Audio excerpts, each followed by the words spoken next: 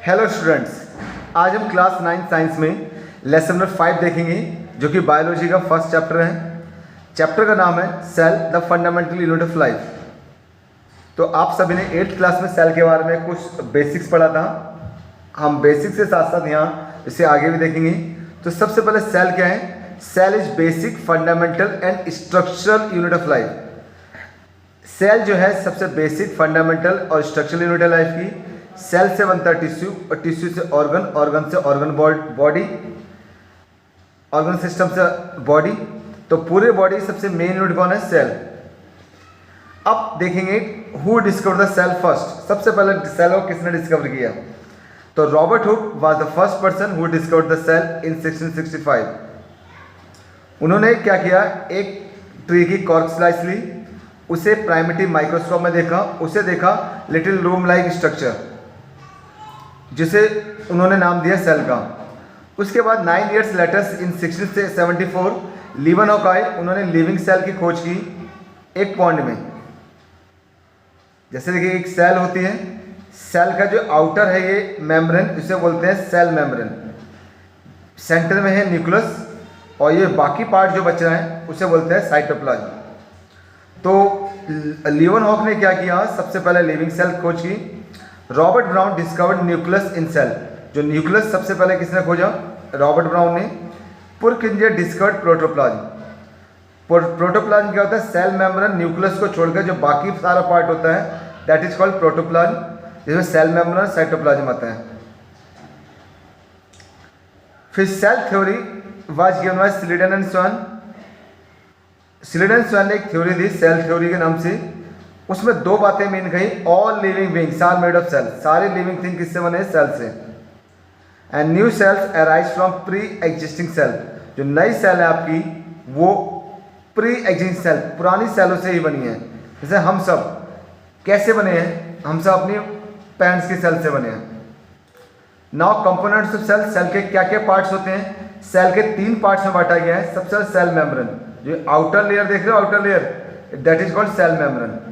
Second nucleus, the main part controlling unit of cell. Cytoplasm, बाकी सारे cell बना cytoplasm में होंगी।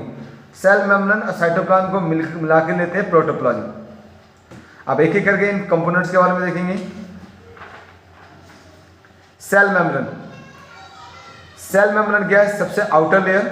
सेल मेम्ब्रेन और plasma membrane is the outer most protective layer of cell. ये cell की protective layer है जो आउटसाइड में होती है। जैसे समझ लीजिए हमारी स्किन की तरह, जो स्किन हमारी प्रोटेक्ट करती है उसी तरह से it separate cell from external environment. ये सेल को बाकी एनवायरनमेंट से अलग करती है। It allows some substances to come in and some to go out. ये कुछ चीज़ों को अंदर आने देती है, कुछ चीज़ों को बाहर जाने देती है। That's why it is called selectively permeable membrane. ये कुछ चीज़ें जो रिक्वायर्ड है, जो जरूरत की है, उन्हें अंदर आने देती है सेल के लिए, और जो वेस्टेज उन्हें बाहर जाने देती है। इसलिए ये खुद सेलेक्ट करती है, इसलिए उसे बोलते हैं selectively permeable membrane. It is made of lipid and protein. ये सेल मेम्ब्रेन जो बनी होती है लिपिड और प्रोटीन से बनी होती है। नाउ सेल वॉल देखिए, समझ लीजिए ये एक सेल है। इस सेल की ये होती है cell membrane. Cell membrane, cell membrane के अलावा एक और लेयर होती है, उसे बोलते हैं सेल वॉल। ये लेकिन केवल प्लांट सेल में पाई जाती है। तो देयर इज अनदर लेयर, एक और लेयर है outside the cell membrane, that is called cell wall. It is mainly found in plant. ये प्लांट्स में पाई जाएगी। It provide rigidity. Rigidity means कठोरता, शक्ति। ये कठोरता देती है, स्टिफनेस देती है प्लांट को। It is made of cellulose, ये सेलुलोज से बनी है। Now nucleus, nucleus is the main components of cell. It controls entire functioning activity of cell. ये सेल की सारी फंक्शनिंग एक्टिविटी को कंट्रोल करता है। Nucleus contains chromosome. न्यूक्लियस में क्या आता है? क्रोमोसोम होते हैं which contain inheritance features which are transferred from the parents to next generation by DNA. Nucleus में क्रोमोसोम होते हैं, क्रोमोसोम में डीएनए होता है। डीएनए में क्या होता है?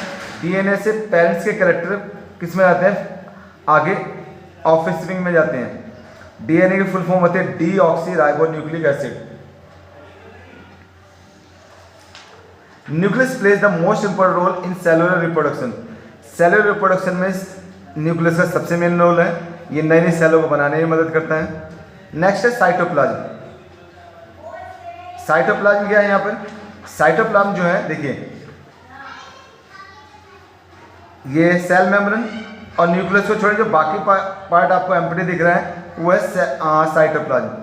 Cytoplasm is the fluid content between plasma membrane and nuclear membrane. Plasma membrane nuclear membrane के बीच जो भी एरिया है that is called cytoplasm. It contain many specialised cell organelles. इसमें कई सेल के ऑर्गन्स होते हैं जिन्हें सेल ऑर्गेनल्स बोला जाता है।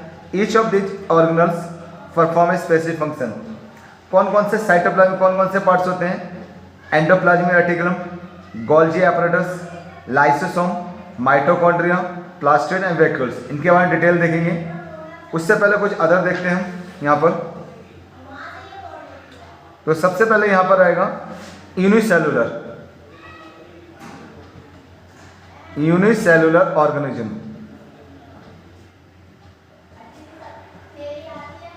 यूनिसेलुलर ऑर्गेनिज्म कौन से होते हैं? Unicellular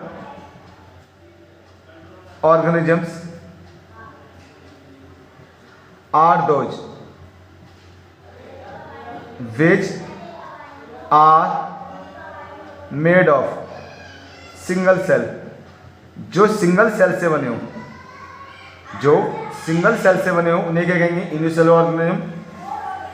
there is no labour division, there is no labour division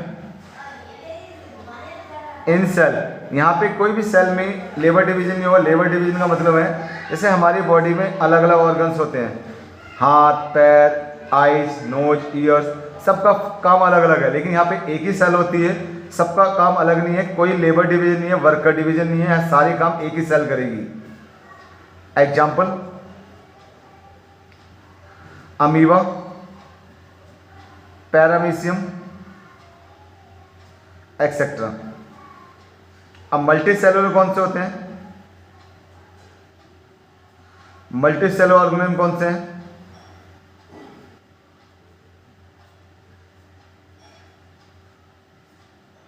those organisms which are made of two and more cells। ऐसे ऑर्गेनिज्म जो दो या दो से ज्यादा सेलों से बने हों। देयर इज लेबर डिवीजन, या हर सेल ऑर्गेनल का अलग अलग काम होगा। There is labour division in cells. Example plants, animal etcetera. अब हम एक एक करके सेल ऑर्गेनल्स के बारे में देखेंगे। Cell organelles,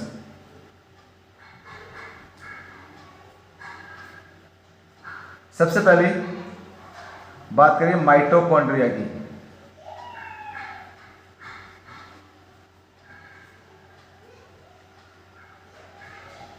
mitochondria is a cell organelle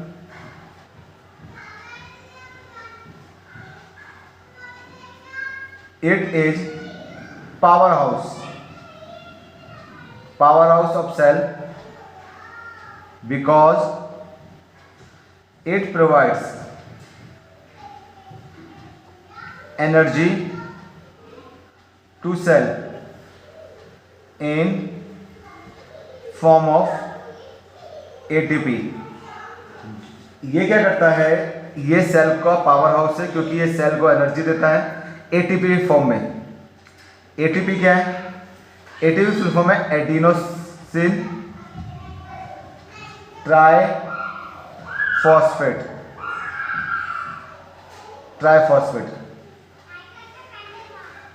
it is the currency. ATP note करना, ATP is currency unit of energy for cell. जैसे करेंसी मतलब जैसे अभी हम परचेज करते हैं रुपीज में, ऐसी सेल की जो एनर्जी चाहिए उसे नापते हैं हम एटीपी में।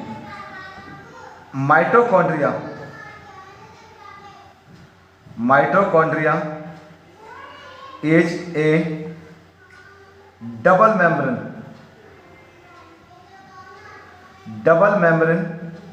cell organelle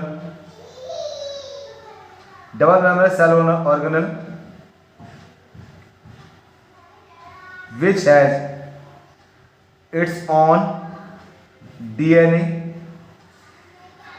and RNA.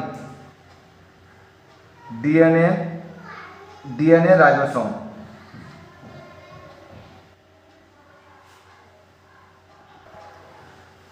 Next है vacuoles.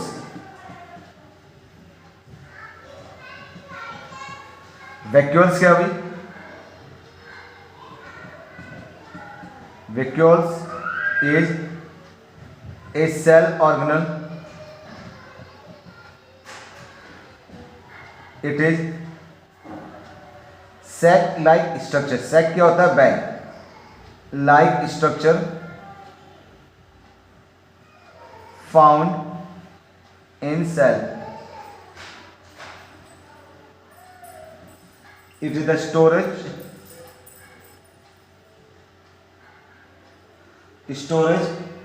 structure in cell. It can hold food for later use और वेस्ट फॉर रिमूवल। देखिए वैक्यूल एक सैक, एक बैग है जो सेल के अंदर होता है, इसलिए स्टोरेज स्ट्रक्चर है। ये फूड को स्टोर करता है लेटर यूज के लिए या फिर वेस्ट को स्टोर करता है रिमूव करने के लिए।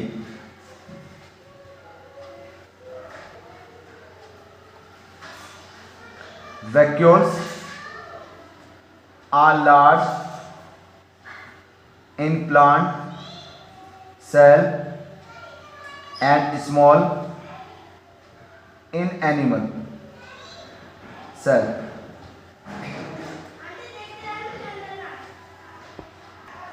नेक्स्ट है lysosome.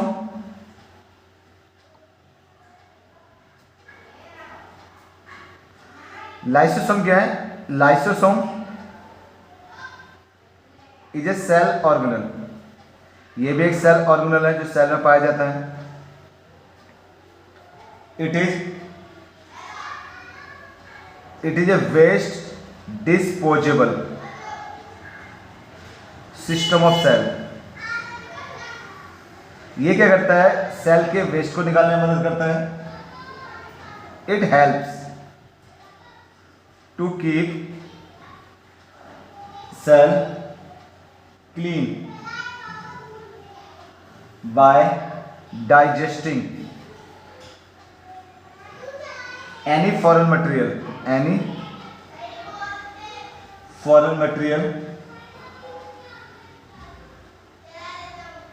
as well as worn out cell.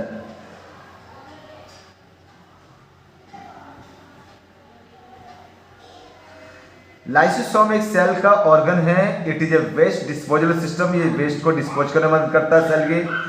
ये सेल को क्लीन रखता है। डाइजेस्ट करने पर जो कोई फॉरेन मटेरियल, कोई ऐसा अनवांटेड मटेरियल सेल के अंदर आ जाता है, उसे डाइजेस्ट कर लेता है, या कोई सेल ऑर्गन जो अपना काम करना बंद हो गया है, डेड हो गया, उसे डिस्पोज कर लेता है।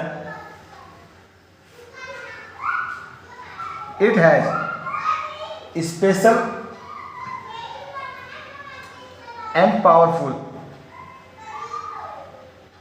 enzymes which digest to unwanted substances in cell. When any cell gets damaged, lysosome may burst and enzymes digest their own cell. जब कोई सेल डैमेज हो जाए या अपना काम करना बंद कर दे, लाइसोसोम फट जाते हैं, उसमें स्पेशल एंजाइम होते हैं जो अपनी ही सेल को डिस्पोज कर लेते हैं। That's why it is called suicidal bag for sale. These are made by RER। RER क्या है? रफ एंडोप्लाज्मिक रेटिकुलम, जिसके बारे में हम अभी आगे पढ़ेंगे। एक और सेल ऑर्गेनल है plastids.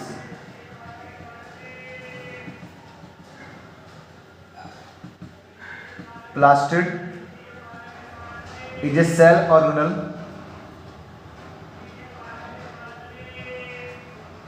found only in plant cell।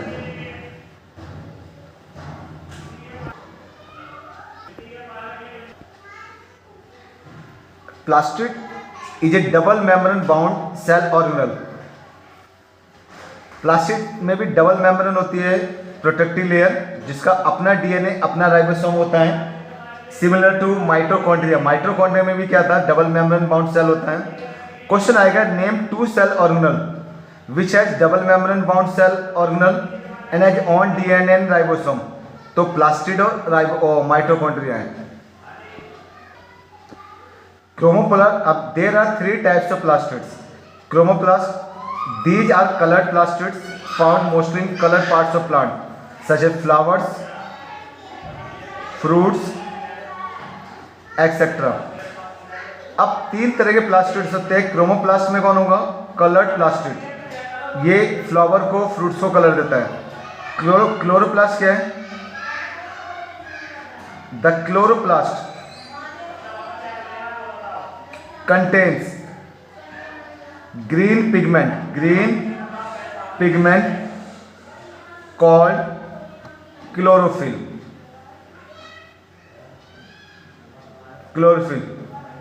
which helps in photosynthesis।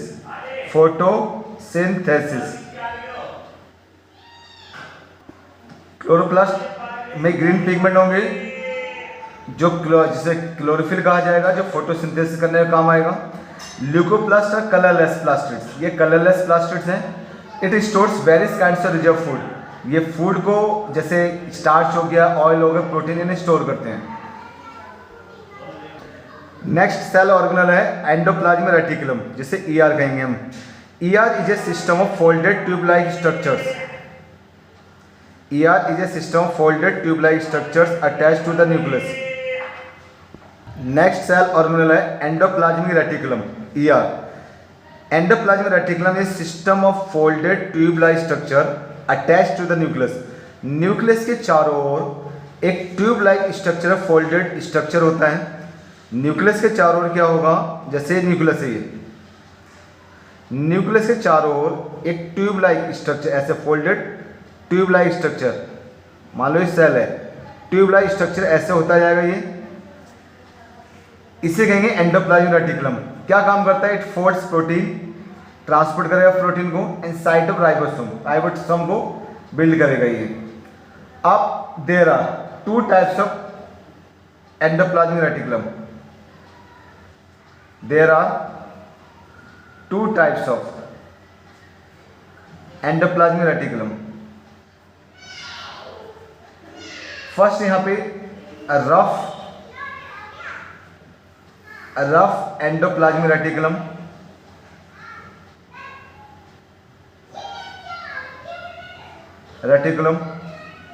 जिसे RER कहेंगे, ये हो गया। RER जो है,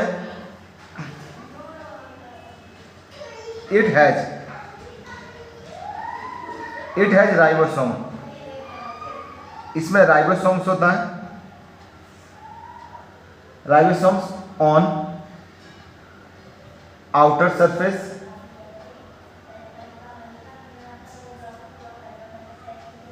and become rough rough in appearance. इसमें राइबोसोम होने की वजह से ये रफ हो जाता है, अपीयरेंस। राइबोसोम क्या करता है? राइबोसोम आर साइड्स, राइबोसोम क्या है? Ribosomes are sites of protein synthesis.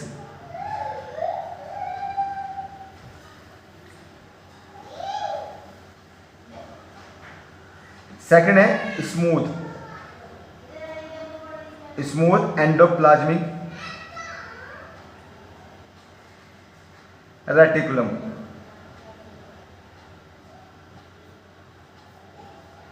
जिसे SCR कहेंगे। It is smooth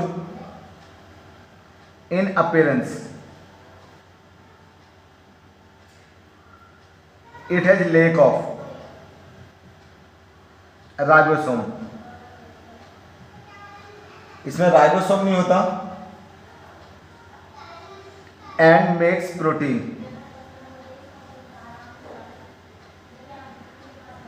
used in cell.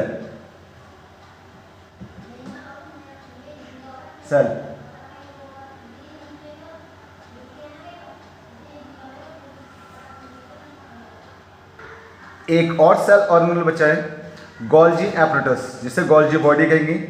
It was discovered by Camillo Golgi. Its function include the storage of certain proteins and lipids. Golgi body क्या करता है? Store करता है कुछ proteins को, lipids को, एंड मॉडिफाई करता है, पैक करता है फूड प्रोडक्ट्स को। It also helps in formation of lysosome, lysosome बनाने में हेल्प करता है ये। अब देखेंगे डिफरेंस प्लांट सेल और एनिमल सेल में।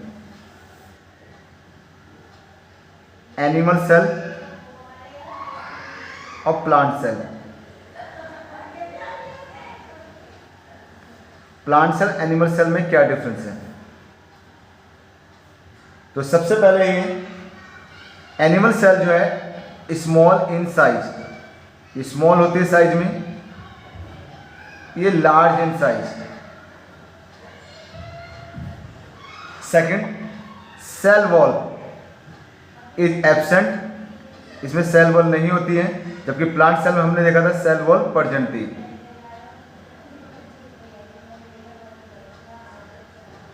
थर्ड, वैक्यूल्स आर स्मॉल,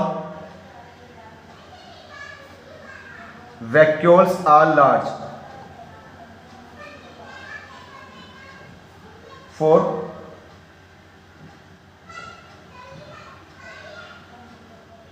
इसके अलावा इट हैज नो प्लास्टिड्स, इसमें प्लास्टिड्स नहीं होता, it has plastids. Number fifth, animal cell है, animal cell has a single highly complex Golgi. इसमें सिंगल गोल्जी होता है, लेकिन हाईली कॉम्प्लेक्स होगा ये। Plant cell have many simpler units of Golgi.